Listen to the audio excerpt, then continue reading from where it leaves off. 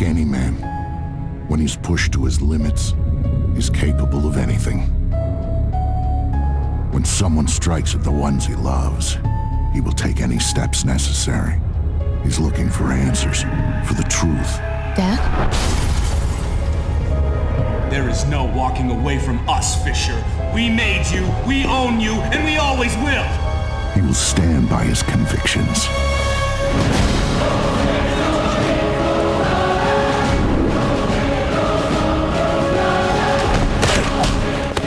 Who are you working for? Sam Fisher, you know, is dead. The man who played by the rules, who listened to the voice in his ear, he's gone.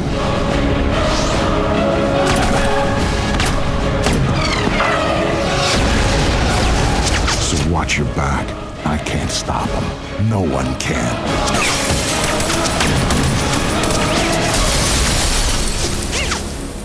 This is bigger than your daughter. This is bigger than both of us. The people behind this.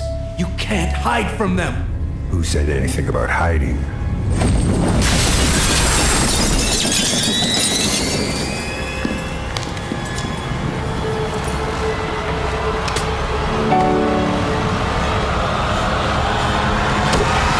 What happens next is up to you.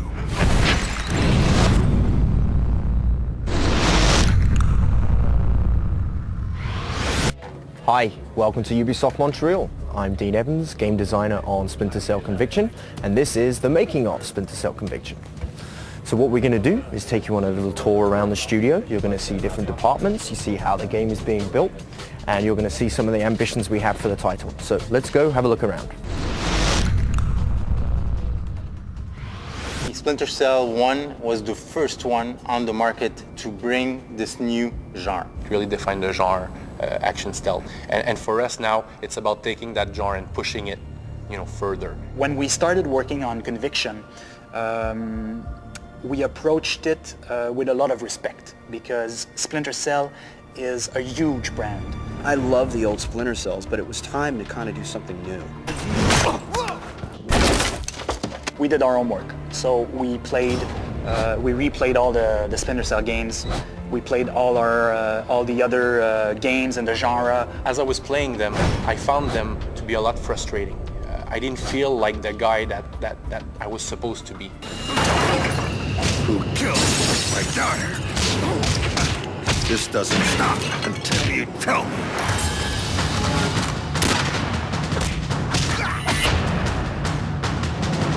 I used to want them to forget about me. It made sense at the time. I had lost my daughter.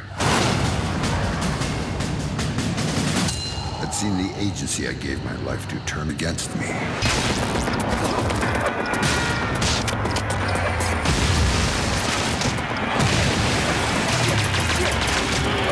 We lost the target. We lost the target.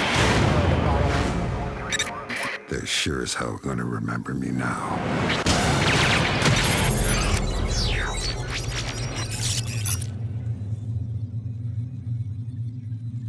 So with such huge ambitions for this title, we need to bring that vision to life.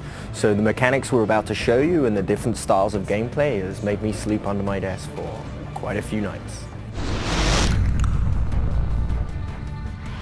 With Conviction, we brought this new layer of action. Stealth games, they can be permissive and they can be spectacular. And how we do that? It's by allowing players to go into an action loop and then come back into stealth. The gameplay loop that we have in Splinter Cell Conviction is what we call PEV. Prepare, execute, and vanish. It perfectly describes the new gameplay that we are bringing forward. It's not you play stealth or you play action, you play both at the same time. What we're really allowing you to do now is approach these missions however you want. This is what I want to do, this is where I want to go, bang, I do it. If you approach the enemies in a stealthy fashion, you can then be rewarded with the Mark and Execute. Mark and Execute is a new gameplay system that we've created for Splinter Cell. And the core philosophy is basically having the player able to kind of master Sam's skills. Like you have classic scenes in movies when people breach a room, pull the pistol out, bang, bang, bang, 3 shots will kill 3 guys. We want the player to be able to experience that kind of thing. Once we got a playable version of the single player with all our new mechanics, you know, the last one position, the mark and execute, and we started showing it to people, something that was coming up often was, oh, I want to play this in co-op. Are you guys doing co-op? And we were like, yes, we are. Like, I was just playing the other day, and my friend who I was playing with, he got himself into a chokehold with like an enemy AI, and it made for a very, very tense experience because I couldn't get to him. I was on the other side of a frost fence, and like the only thing that I could do is, you know, in real time is like, you know, take my gun out and you know, try to get the best aim possible for the head. But I knew that if I missed, I'd hit him in the head, and then it would be game over. We're doing it fast because we want you to feel like a predator, like a panther. You got Sam moving in such a way that he never moved before. He's just doing moves that are just powerful.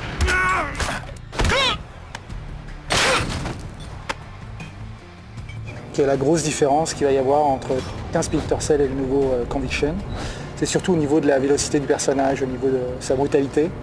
Donc en fait, on a dû trouver un art martial qui vraiment correspondait au personnage et aux situations dans lesquelles on va se retrouver. Donc quelque chose de très efficace, très rapide, brutal et qui n'a pas de règles.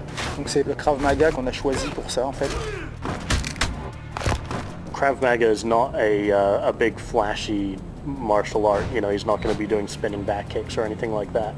What he is doing is he's being extremely efficient at taking people down in a fast and effective manner. Today I'll be showing you the different steps to doing a mocap animation for end-to-end combat. First, we receive data from the mocap studio. It's really raw data, jerky animations, T-poses. Our second steps is basically editing this raw animation, just fixing the jerks, putting contacts, adding the guns, and then as soon as this is done, we get a general idea of what the animation is. And right after, basically you fix all the demands and the animation is done.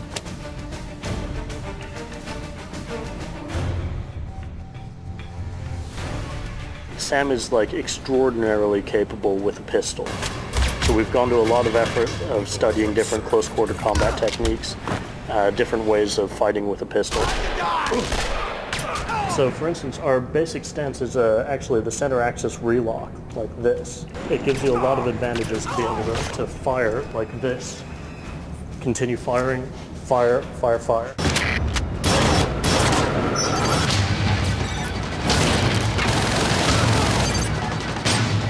People I once served have become everything I fought against. You don't let that kind of thing stand. You don't let them get away with it. I will stop at nothing to learn the truth. He's not there, guys!